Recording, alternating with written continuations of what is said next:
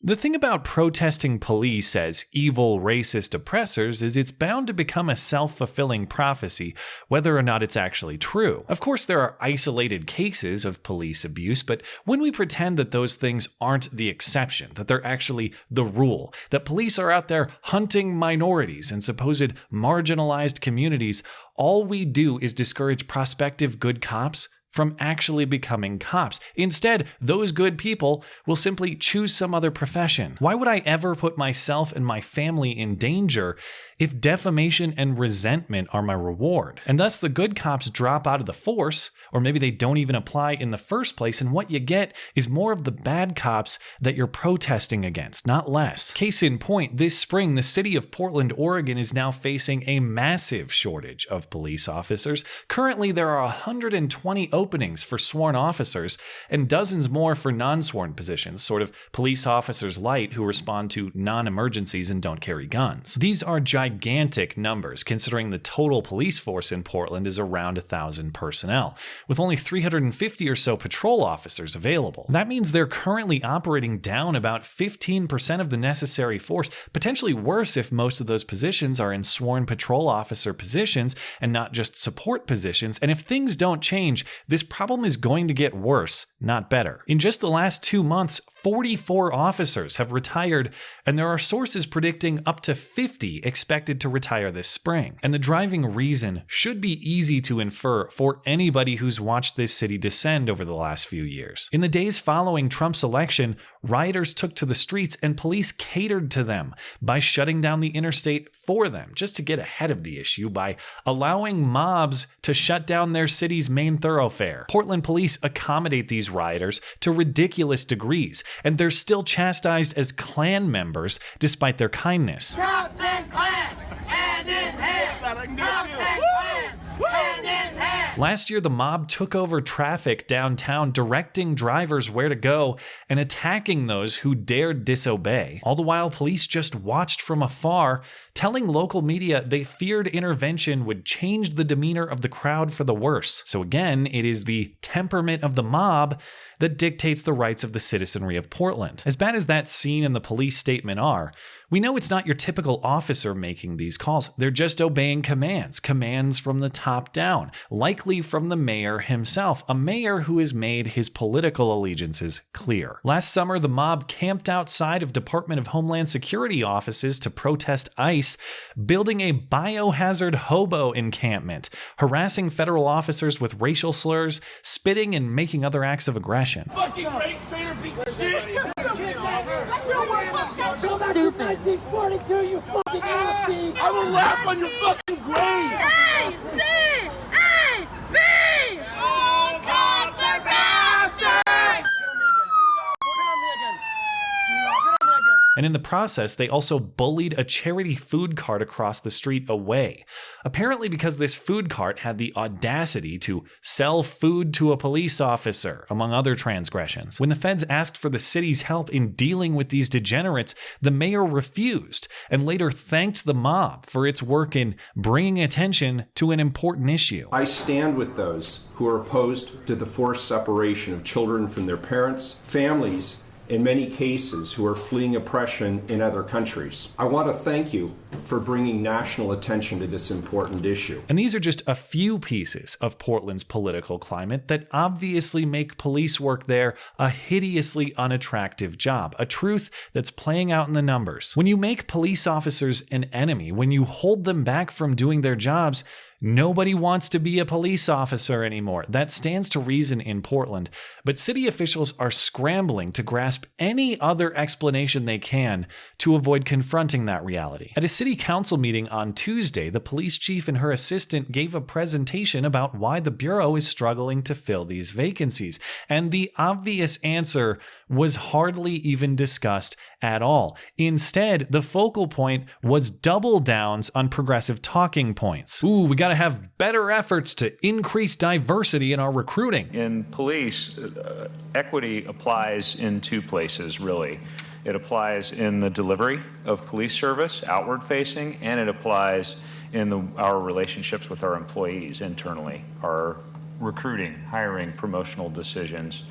our discipline decisions and all of our personnel processes. It's a plan they're working on with DeRay McKesson of Black Lives Matter fame. I mean, sure, he's got no actual police experience whatsoever, but he's got the right color skin, and isn't that what really matters? Just ask the mayor. I asked the mayor what he plans to do to recruit, as police retirements are up and the number of people wanting to be officers is down. We're reaching out to communities of color. We're looking to recent immigrants to the United States. We're looking to more women. Your police chief is a black woman, Mr. Mayor. I don't think prospective officers are looking at the Portland Police Bureau and thinking, I don't know, man, looks pretty racist and sexist over there. Guess I'll go elsewhere. There's got to be some other reasons to explain this problem. Like, obviously, Oregon's love of weed, that's why. The assistant chief explains that even where Portland police are getting applicants, massive numbers are failing background checks. We sent 61 people to background investigations so far from this initial group. 3 have passed. We have had a very high background failure rate. What are some of the most common reasons for someone for failing the background check? Really big thing these days is drug use. Does that include cannabis? We cannot legally employ a police officer under federal law who has used marijuana within the last year. I think and I we just can't have discovered used where our it. problem is, everybody.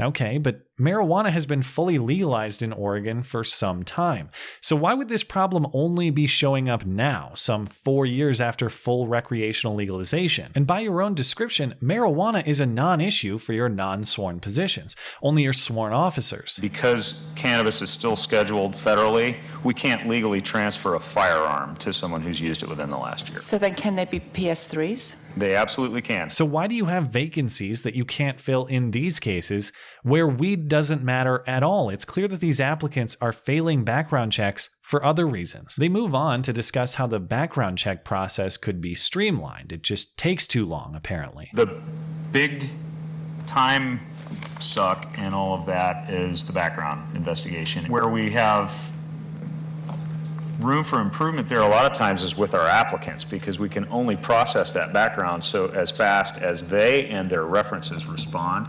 So we're looking at some online ways of doing that are a lot faster than the old snail mail. But if 95% of your applicants are failing a background check, that's not because the background check process is too slow. That's because the quality of your applicants is woefully low. That's because your job offering is not attractive to quality applicants, which is then finally, after all of this nonsense and all of these BS excuses, finally addressed briefly by the police chief herself. So who are your greatest competitors then?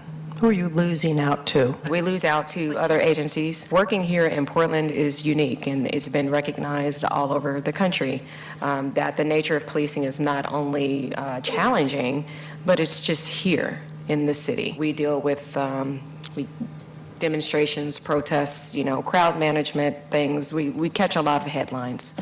And quite frankly, folks would rather go to other agencies and make similar or more money for less scrutiny. But no follow-up questions, because the city council has to get back to what really matters, the racial equity plan. So again, there are places where they can go where the work is a little bit easier, but the climate here in the city is a lot different, and that's recognized all over the country as well. Dr. Smith?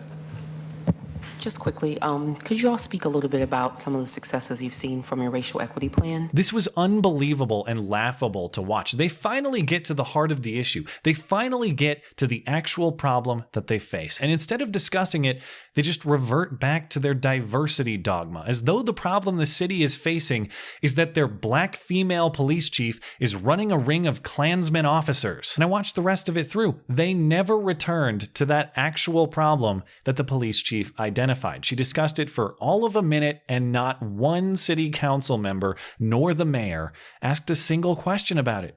And then they adjourned. And so instead of confronting the reality that this city has bent over to left-wing mobs who run the streets and demonize their officers to the point that nobody actually wants to be a police officer there anymore, these city officials leave the meeting apparently thinking that the solution is to relax weed standards a little bit more and do a better job getting women and immigrants to police the streets instead. If problems persist despite an unchallenged progressive agenda, it must be that the agenda just wasn't wasn't quite progressive enough, of course. So try again, but with just a little more progressivism this time. It's not that our ideas are bad, it's that we aren't pushing them hard enough. This city is gonna give San Francisco and Seattle a hell of a run for dumpster capital of the West Coast. Just watch. On the plus side, maybe all the shit piles and used needles could make for a great officer training obstacle course. Really make for some elite agility. That is, of course, if police officers are in the city of Portland's future at all. Only weed-friendly, super agile, transgender, black, female, lesbian, disabled, immigrant Muslims